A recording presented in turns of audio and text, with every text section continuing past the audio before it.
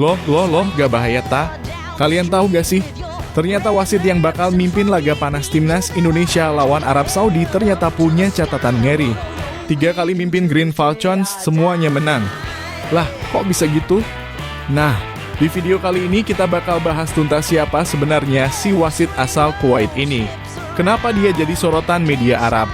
Dan gimana timnas Indonesia harus siap menghadapi semua kemungkinan? Yuk siapin kopi dan duduk manis karena bahasan kali ini bakal panas, seru, dan bikin kamu mikir keras, beneran netral nggak sih wasitnya? Wah, mantul, mantap betul. Kalau 5 pemain ini gak dimainin lawan Arab Saudi, itu sama aja kayak kita nyiapin pasukan tanpa senjata. Karena mereka nih yang bisa bener-bener ngerubah nasib Garuda di tanah Arab. Siapa saja mereka, simak terus gas. Nah, ini loh. Pertandingan yang udah ditunggu semua pecinta bola tanah air. Timnas Indonesia bakal tandang ke Jeddah buat ngelawan Arab Saudi, dan ini bukan laga uji coba, ini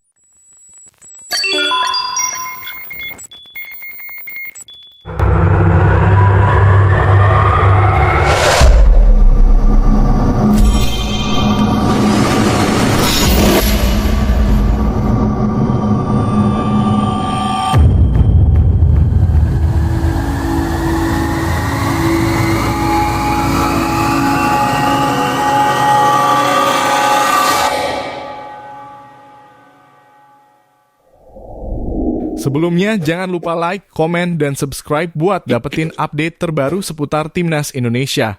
Kalian juga bisa aktifin lonceng notifikasi biar gak ketinggalan info penting lainnya. Terima kasih. Media Arab bongkar kepemimpinan wasit Ahmed Al-Ali sudah pimpin 3 laga Green Falcons, semuanya penuh kegembiraan. Keputusan Konfederasi Sepak Bola Asia AFC menunjuk wasit asal Kuwait, Ahmed Al-Ali, untuk memimpin duel timnas Indonesia kontra Arab Saudi pada putaran keempat kualifikasi Piala Dunia 2026 zona Asia meninggalkan sejumlah catatan. Selain Ahmed Al-Ali, seluruh perangkat pertandingan yang ditunjuk AFC untuk memimpin duel yang akan berlangsung di King Abdullah Sport City Stadium Kamis (9-10-2025) pukul 00.15 dini hari waktu Indonesia Barat ini juga berasal dari Kuwait. Asisten wasit 1 akan diisi Abdul Hadi Al-Anzi, asisten wasit 2 diperankan oleh Ahmed Abbas, dan wasit keempat ialah Amr Askanani. Itu termasuk wasit VAR Abdullah Jamali, serta asisten wasit VAR Abdullah Al-Kandari. Dari catatan media asal Timur Tengah Asharq Al-Awsat, wasit Ahmed Al-Ali setidaknya sudah 3 kali bertugas memimpin pertandingan tim berjuluk Green Falcons tersebut. Dari semua catatan itu, hasilnya dianggap penuh kegembiraan. Ahmed Al-Ali sebelumnya telah memimpin 3 pertandingan internasional untuk tim nasional Arab Saudi yang semuanya penuh dengan kegembiraan, tulis laporan Asharq Al-Awsat saat mengulas kepemimpinan Al-Ali. Penugasan pertama Ahmed Al-Ali mengawal laga Arab Saudi tersaji pada Arabian Golf Cup alias Piala Teluk pada 2019. Ketika itu timnas Arab Saudi berhasil menumbangkan Qatar dengan skor tipis 1-0 pada semifinal. Pertandingan pertama adalah di Piala Teluk 2018 hingga 2019 menghadapi Qatar yang hasilnya 1-0 untuk kemenangan Arab Saudi yang diwarnai kontroversi wasit, tulis Asharq Al-Awsat. Setelah itu Al-Ali sempat memimpin duel Arab Saudi versus Bahrain pada 2024. Meski Green Falcons ketika itu kalah 2-3, mereka mendapatkan 1 hadiah penalti yang dieksekusi oleh Saleh Al-Shehri. Laga kedua adalah di Piala Teluk 2024 hingga 2025 melawan Bahrain, berakhir 3-2 untuk kemenangan Bahrain, di mana penalti diberikan kepada Green Falcons. Pertandingan ketiga adalah melawan Jepang di kualifikasi Piala Dunia 2026 zona Asia pada Maret lalu yang berakhir imbang tanpa gol. Selain tim nasionalnya, Ahmed Al-Ali cukup sering mendampingi perjuangan tim asal Arab Saudi, terutama di panggung Liga Champions Asia. Asharq Al-Awsat memerinci beberapa klub Arab Saudi yang menang saat dipimpin wasit asal Kuwait tersebut. Kehadirannya tidak terbatas pada tim nasional karena Al-Ali juga menjadi wasit beberapa pertandingan klub-klub Arab Saudi di AFC Champions League, terutama 2 kemenangan Al-Hilal atas Sepahan dan Nasaf Karshi, tulis Asharq Al-Awsat. 1 kemenangan Al-Ittihad atas Al-Wahda dari UEAF, 1 kemenangan Al-Ahli Jeddah atas Al-Rayyan dari Qatar, 1 kemenangan Al-Faiha A atas Ahal dari Turkmenistan, dan 1 hasil imbang Al-Nasar melawan Al-Shorta dari Irak. Lanjutnya, Pelatih Timnas Indonesia, Patrick Kluivert, menegaskan bahwa timnya sama sekali tak gentar dengan penunjukan wasit asal Kuwait untuk laga ini. Dia berharap profesionalitas dan integritas dari para perangkat pertandingan yang bertugas. Wasitnya memang dari Kuwait, tapi yang terpenting adalah mereka harus sadar bahwa mereka memimpin pertandingan di level tinggi, ujar Kluivert saat berbicara jelang duel Timnas Indonesia versus Arab Saudi. Kluivert juga menolak menjadikan penunjukan wasit sebagai alasan jika nanti terjadi keputusan yang merugikan timnya. Saya tidak mencari alasan. FIFA yang menunjuk wasit-wasit ini dan kami harus bermain. Kami tidak perlu melihat siapa wasitnya, tegasnya.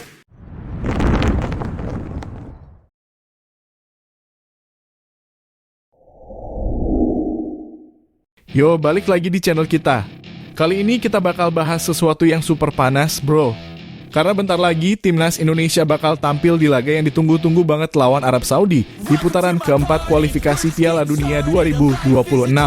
Dan kabarnya nih ada 5 pemain dari BRI Super League alias Liga Domestik yang bisa banget jadi game changer alias pembeda di laga nanti.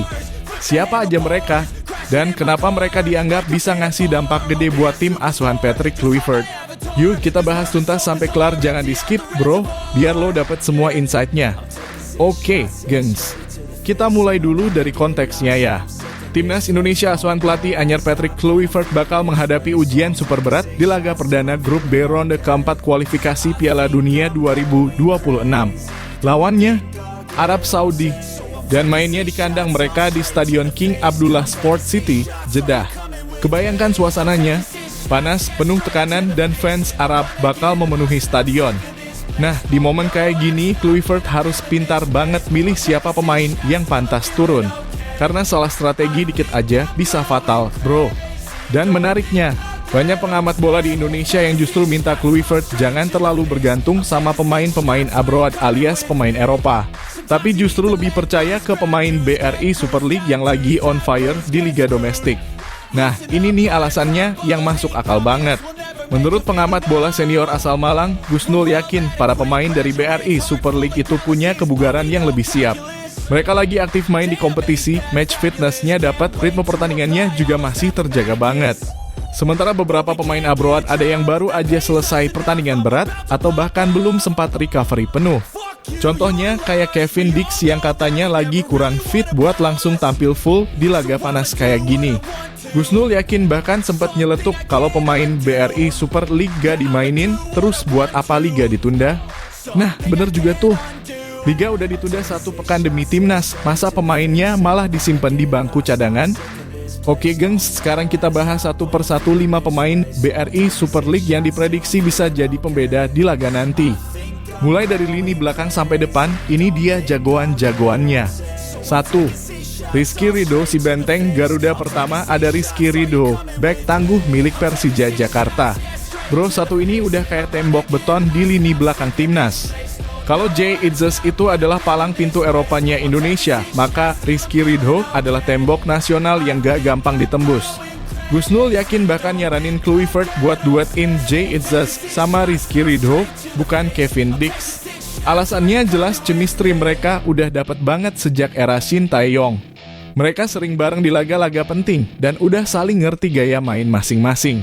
Bayangin aja Ridho dengan postur tegap dan duel udara yang kuat dipadu sama Jay Itzes yang punya visi umpan dari belakang, itu kombinasi maut, bro. Arab Saudi bakal butuh usaha ekstra buat nembus duo ini. 2. Yakob Sayuri, si Jet Papua kedua. Ada Yakob Sayuri. Si kembar Sayuri emang udah jadi favorit fans Garuda. Tapi Yakob punya keunggulan spesial, fleksibel banget. Dia bisa jadi winger, bisa juga jadi back kanan modern yang aktif bantu serangan. Dan buat lawan kayak Arab Saudi yang punya winger cepat, posisi Yakob di back kanan bakal jadi kunci banget. Dia bukan cuma cepat, tapi juga punya mental baja. Yakob itu tipe pemain yang gak takut duel fisik dan bisa naik turun non-stop. Kalau Calvin Verdon dipasang di kiri dan Yakob di kanan, wah pertahanan kita bakal kokoh dan seimbang banget. Sayap kanan bakal hidup, tapi juga aman secara defensif. 3. Tom Haye, sang profesor di tengah. Nah, ini dia otaknya permainan. Tom Haye dijuluki sang profesor karena gaya mainnya yang super cerdas dan elegan. Kalau bola udah di kakinya, tenang banget. Passingnya akurat, visinya luas, dan bisa ngatur tempo kayak konduktor orkestra. Menurut Gusnul, Kluivert wajib kasih peran playmaker ke Tom Haye didampingi Ricky Kambuaya dan Nathan Chuaon. Formasinya bakal cakep banget, Nathan jadi breaker, penghancur lawan di tengah. Tom jadi otak permainan.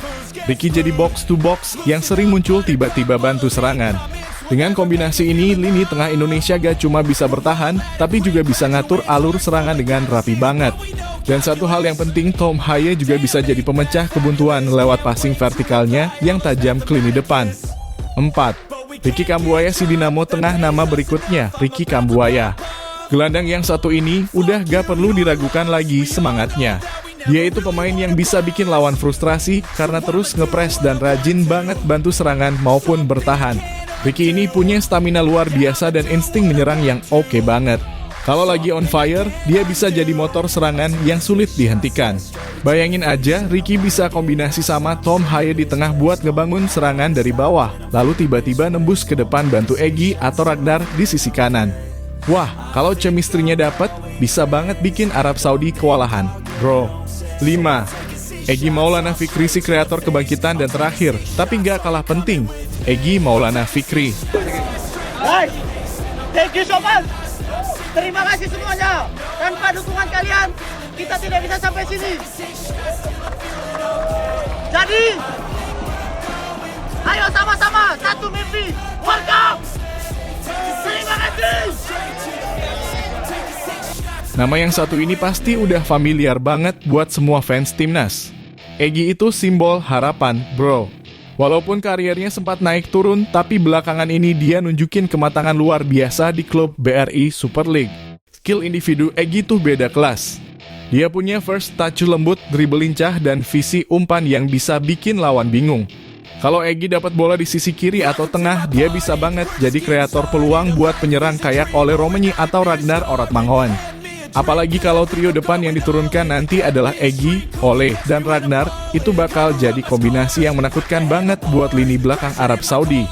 Ragnar dengan tusukan beraninya, Ole dengan positioningnya yang tajam, dan Egy sebagai otak serangan gila, sih trio ini bisa jadi senjata pamungkas timnas.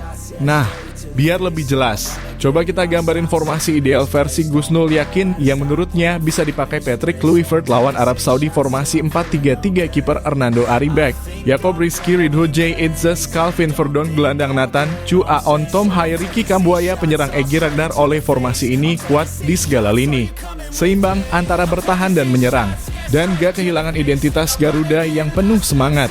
Dan yang paling penting, ini formasi yang realistis. Karena semua pemain yang disebut benar-benar punya kondisi prima dan chemistry yang udah terbentuk di berbagai laga sebelumnya. Nah, tinggal bagaimana Patrick Kluivert berani atau enggak ngambil keputusan besar ini. Soalnya Kluivert ini kan baru pertama kali benar-benar ngeracik timnas di laga kompetitif. Dan tentu aja semua mata bakal ngeliat ke dia, termasuk gimana dia bisa menyeimbangkan antara pemain abroad dan pemain lokal. Kalau dia bisa manfaatin kekuatan pemain BRI Super League dengan tepat, itu bisa jadi pembuktian besar bahwa kualitas liga kita gak kalah sama luar negeri. Kluivert juga harus sadar pemain lokal ini bukan cuma pengisi skuad, tapi bisa jadi soul-nya timnas. Karena mereka ngerti banget atmosfer sepak bola Indonesia, semangatnya tinggi, dan punya motivasi gila buat ngelawan tim kuat kayak Arab Saudi. Kalau formasi dan pemain ini beneran diturunkan, banyak yang optimis Indonesia bisa kasih kejutan di Jeddah. Mungkin gak langsung menang besar, tapi minimal bisa curi poin penting buat modal awal. Bayangin lawan Arab Saudi di kandangnya dan Indonesia bisa pulang bawa poin. Wah, itu udah kayak kemenangan tersendiri. Dan siapa tahu justru 5 pemain lokal ini jadi kunci kebangkitan Garuda. Kayak Egy dengan assist ajaibnya atau Ricky Kambuaya yang bikin gol spektakuler dari luar kotak penalti. Jadi, buat kalian semua yang nonton, ingat satu hal, Garuda itu gak pernah takut. Mau lawan siapapun, dimanapun, kalau semangat dan taktiknya bener, Indonesia bisa banget bikin kejutan.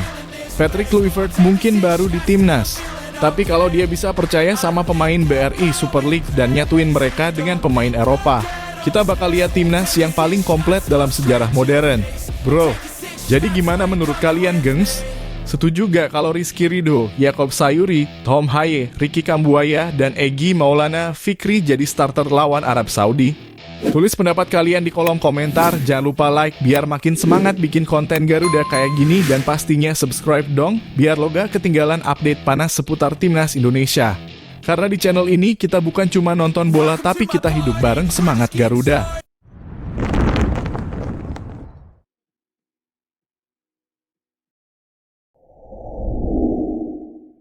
Bro, sis, Sobat Garuda di seluruh penjuru Nusantara, kali ini kita bakal bahas pertandingan yang udah ditunggu banget, yang bisa jadi malam paling panas buat sepak bola Indonesia tahun ini. Timnas Indonesia versus Arab Saudi di putaran keempat kualifikasi Piala Dunia 2026 zona Asia. Yap, lo gak salah dengar, ini bukan laga uji coba, bukan juga friendly match. Ini laga hidup mati buat nentuin langkah Indonesia menuju mimpi paling gila, tembus Piala Dunia 2026 yang bakal digelar di Amerika Utara. Dan yang bikin tambah deg-degan, lawannya bukan sembarangan Arab Saudi. Negara langganan Piala Dunia, punya segudang pemain top, mentalitas juara, dan pengalaman di level tertinggi. Tapi ingat, Garuda kita bukan tim yang bisa diremehkan lagi, bro. Pertandingan ini bakal digelar Kamis 9 Oktober 2025 dini hari waktu Indonesia alias 00. 15 waktu Indonesia Barat, langsung dari Stadion King Abdullah Sport City, Jeddah markas yang terkenal angker buat tim tamu. Tapi buat skuad Garuda, tempat ini punya cerita tersendiri. Flashback bentar ke September 2024, di stadion yang sama, Indonesia sempat bikin kejutan gila, nahan imbang Arab Saudi 1-1. Bayangin aja, saat itu gak banyak yang percaya kita bisa dapat poin di sana, tapi Egy Maulana CS nunjukin semangat yang luar biasa. Dan lo tahu yang lebih gokil lagi? 2 bulan kemudian di November 2024, Indonesia benar-benar ngelakuin sesuatu yang bikin netizen Asia heboh, ngalahin Arab Saudi 2-0 di kandang sendiri. 2 gol dicetak oleh si wonderkid Marcelino Ferdinand, dan sejak saat itu Arab Saudi gak lagi bisa anggap enteng Indonesia. Secara statistik, Indonesia dan Arab Saudi udah 14 kali ketemu. Dari semua pertemuan itu, Arab Saudi menang 11 kali, kita cuma menang sekali dan imbang 2 kali. Tapi ingat bro, yang terakhir justru kemenangan buat kita. Artinya, momentum sejarah itu mulai bergeser. Dulu setiap ketemu Arab Saudi, Indonesia selalu dianggap underdog tim yang cuma bisa bertahan, menunggu keajaiban. Sekarang, situasinya berubah total. Anak-anak muda kita udah punya mental yang beda, punya kepercayaan diri, dan banyak yang main di luar negeri. Ada Rizky Ridho yang makin matang di lini belakang, Ivar Jenner dan Marcelino Ferdinand yang jadi motor tengah, plus oleh Romein striker berdarah Belanda yang jadi tumpuan di era pelatih Patrick Kluivert. Bahkan gaya main kita sekarang udah jauh lebih modern. Kalau dulu kita cuma nunggu bola panjang dan serangan balik, sekarang Garuda punya build up yang rapi, pressing ketat, dan koordinasi yang keren banget antar lini. Nah, buat yang belum tahu, Indonesia tergabung di grup B putaran keempat kualifikasi Piala Dunia 2026 bareng Arab Saudi dan Irak. 3 tim ini bakal saling sikut buat rebut 1 tiket otomatis ke Piala Dunia, bro. Cuma juara grup yang lolos langsung. Jadi setiap pertandingan bener-bener kayak final. Gak ada lagi ruang buat salah langkah. Setelah lawan Arab Saudi, 3 hari kemudian Indonesia langsung hadapi Irak dalam kurung 12 Oktober 2025. Sementara Arab Saudi bakal ketemu Irak pada 15 Oktober. Jadi dalam 1 pekan aja, nasib 3 negara bisa berubah drastis. Kalau lo lihat performa terkini, ketiganya lagi panas-panasnya. Irak juga gak bisa diremehin, mereka punya kecepatan dan kekompakan luar biasa. Tapi justru disitulah serunya. Karena kali ini Indonesia gak lagi cuma jadi pelengkap. Kita datang dengan ambisi yang nyata, lolos ke Piala Dunia, bukan cuma numpang main. Di bawah pelatih Patrick Kluivert, Timnas Indonesia benar-benar berubah total. Kluivert bukan pelatih sembarangan. Dulu dia legenda Barcelona dan Belanda, dan sekarang dia lagi bangun fondasi tim yang solid banget. Dia fokus banget sama 2 hal, transisi cepat dan efektivitas serangan. Bahkan dari 6 pertandingan terakhir di tahun 2025, Indonesia udah cetak 9 gol, 3 diantaranya di laga resmi kualifikasi. Yang menarik, 3 penyerang kita punya gaya main yang beda-beda tapi saling melengkapi. Egy Maulana Fikri, si dribbler licin yang bisa ngerusak pertahanan lawan dengan tusukan cepat. Ramadan Sananta, penyerang murni yang punya insting gol tinggi dan kemampuan duel udara keren.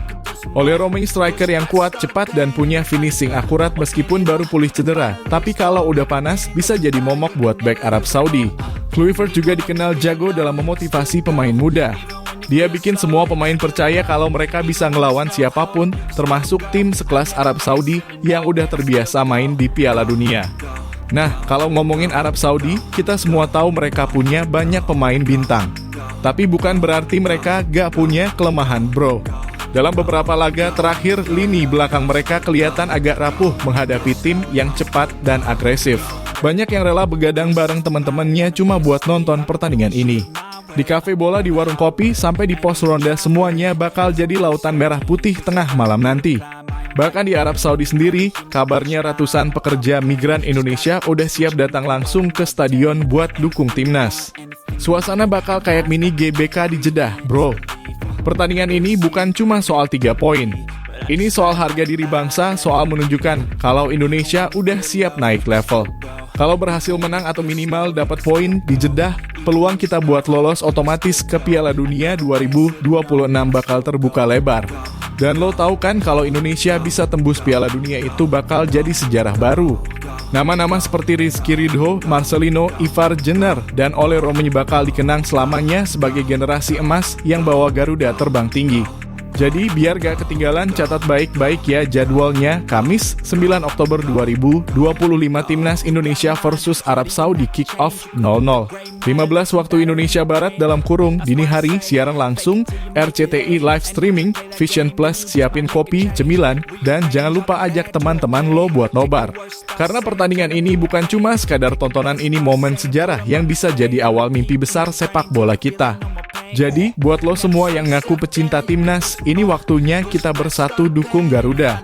Gak peduli nonton di rumah, di kafe, atau di stadion, yang penting semangatnya sama, percaya sama timnas Indonesia. Arab Saudi boleh punya pengalaman, boleh punya sejarah panjang, tapi mereka gak punya satu hal yang kita punya, semangat Garuda yang pantang menyerah. Malam 9 Oktober nanti bakal jadi malam yang menentukan. Apakah Indonesia bakal kembali jadi kejutan Asia atau malah jadi pelajaran berharga? Kita tunggu sama-sama jawabannya. Yang jelas jangan sampai kelewatan. Karena siapa tahu dari laga inilah sejarah baru sepak bola Indonesia dimulai.